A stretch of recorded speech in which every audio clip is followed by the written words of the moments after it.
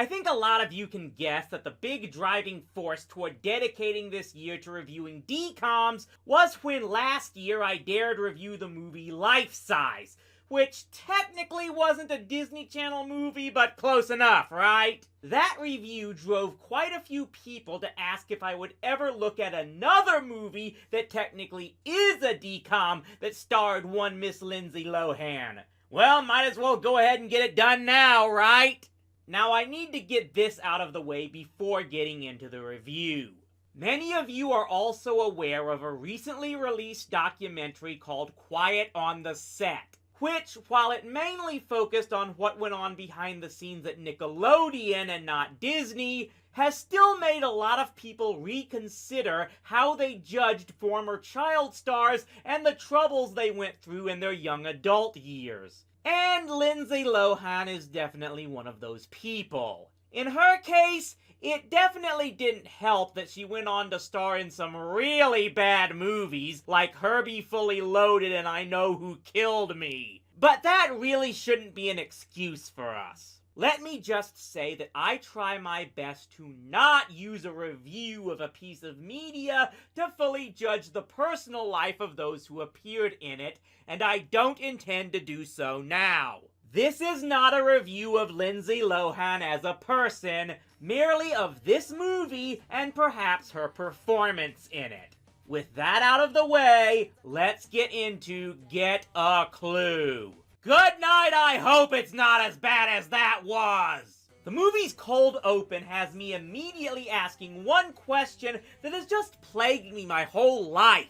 Does anyone actually wear those eye mask things while sleeping? Part of me has wanted to try one for the past 20 years. So Ms. Lohan plays Lexi Gold, who gets up every morning and immediately FaceTimes her BFF over what they're going to wear that day. And yes, said friend is played by pre-Sweet Life Brenda Song. Am I going to have to keep a tally on how many times someone appeared in multiple DCOMs? I think this is 2 already. And yeah, this movie, released in 2002, is trying to show us that Lexi is a spoiled rich kid, because not only does she get to talk over the computer via headset, but she and everyone else at her school have cell phones. Yeah, when I finish this review, I'm gonna go yell at kids to get off my lawn. So the family's fortune is not due to Lexi Gold having a grandmother named Goldie, but due to the mother being some sort of corporate bigwig who immediately gets taken out of the movie by sending her off on some retreat or something. I guess these writers realized they couldn't have this mother be dead, because then Lexi couldn't live her bougie lifestyle on just the income of her father, a reporter for the New York Times. This is who Lexi pretty much idolizes, as she herself has taken to writing fluff pieces for her own school paper, including one that got picked up by a rival paper to her dad's on this blooming romance between 2 of her teachers. Oh, and she really doesn't like being called a gossip columnist because that's a thing. This puts her at odds with one of her fellow student reporters who never gets a haircut and is absolutely not going to be the love interest for this movie.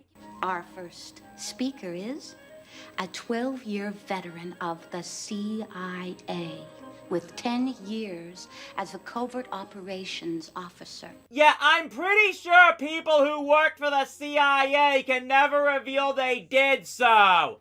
How does VIP get that more right than this thing? On the flip side, I will give credit for showing a student newsroom staff meeting. Oh yeah, I sat through plenty of those. I also like how this movie jumps right into the main conflict rather quickly. Less than 12 minutes in, Lexi overhears the 2 lovebird teachers arguing over something, and then the next day, the man is declared missing and presumed dead, with his car being pulled out of the river, with some of the least ominous music you will ever hear for what now appears to have become a murder mystery. Yeah, I'll get back to that. So despite her father's urging to stay out of it, Lexi just has to jump in on the case, because I think she blames herself for it all happening or something. Especially after she gets questioned by this cop with a mustache that Mario and Luigi would laugh at. And no spoilers, this isn't a disguise, it's just there for Lexi to ridicule and recommend he get rid of it because she's supposed to be a fashion expert as well as a journalist, and wait a minute! This movie is about a young student who's incredibly high maintenance and a major fashionista, but is out to prove herself in a man-dominated career field in order to show everyone that she's smarter and more competent than her pretty face and Barbie doll lifestyle would lead on to.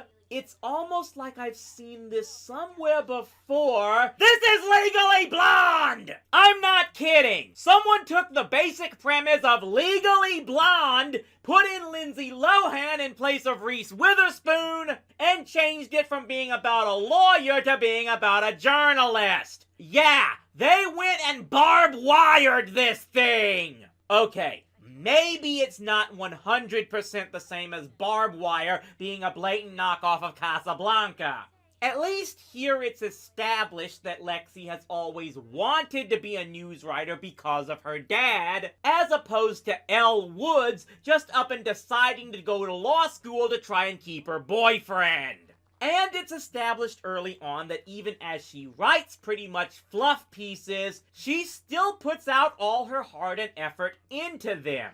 So we see from the beginning that she is indeed more than just a pretty face who always dresses like she's on the red carpet. And the movie still does show Lexi to have some flaws and foibles, like an apparent fear of riding the New York subway and not knowing how to read a map right. Still, it is kind of eye-rolling how similar it is to Miss Woods, with how Lexi deduces how the woman teacher just couldn't have killed the guy. She's way too petite to murder anyone. Well, didn't you ever hear of Lizzie Borden, the dainty murderess? I think I've heard of Dizzy Borden.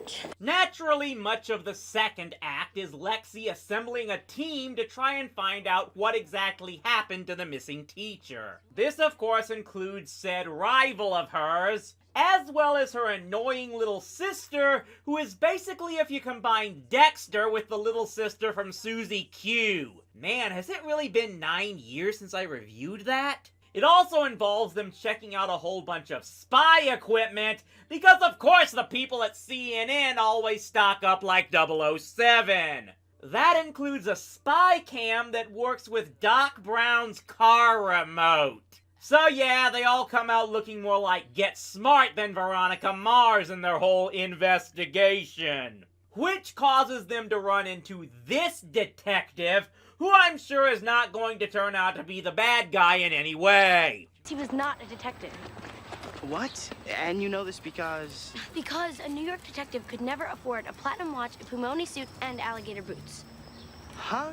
So as we approach the third act, Disney's Dave and Maddie find out that their teacher is in fact alive and hiding out in his mother's place. And here's where everything really gets screwy. Turns out Mr. Walker was originally a banker from Arizona named Petrosian, who faked his death and changed his identity back in the 80s when someone embezzled $10 million in Petrosian's name and basically set him up to take the fall. Now someone has found out who he really is thanks to Lexi's original story and is trying to blackmail Walker or Petrosian or whatever you want to call him. So now it's up to the spy kids to try and catch the blackmailer and clear Mr. Walker for good. This sets up, well, let's face it, the climax of every single kid's work to take down the evil grown-ups movie that you've ever seen in your life.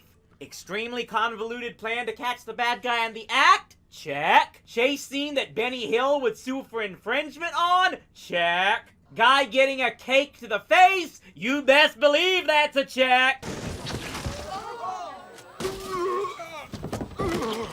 So it turns out, of course, that the blackmailer was the detective that threatened Lexi and company earlier. I mean the Patrick Dempsey clone, not the bad mustache one. Who was Walker's old boss that had been the embezzler after all. And it turns out he converted the money into a diamond brooch that Walker's mother had been wearing all this time because she found it just lying on the floor the same day Petrosian had fled. There are less than 30 certified canary diamonds around the world. With its vivid color, unique shape, and flawless condition, it's probably worth around $10 million? Yeah, turns out Lexi is an expert on valuing precious stones as well. Who knew? So yeah, this completely clears Petrosian Walker of the embezzlement, and I guess the cops just up and forget about the fact that he faked his own death, because I'm pretty sure that's a crime as well. So the boss gets taken away, the two teachers get their wedding, don't bother asking what name they get married under. And Lexi gets to admit she actually likes Curly Hair Boy, and that maybe there's more to life than looking to gossip about the Lindsay Lohans of the world. The end. Okay, I know I called this thing a Legally Blonde ripoff, but to be perfectly honest, this might actually work better than Legally Blonde. The premise is set up a lot better, and the characters, to be frank, aren't nearly as annoying as they could have been.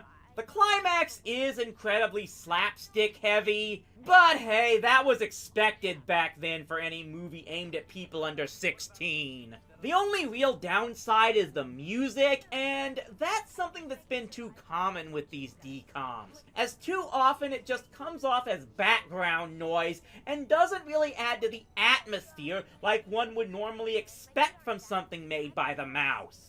Still, it's a lot more tolerable than I expected this thing to be. And if you want something to harken back to when Miss Lohan was more innocent, it's passable. At least we don't get a sequel where Miss Lohan goes to Washington, right?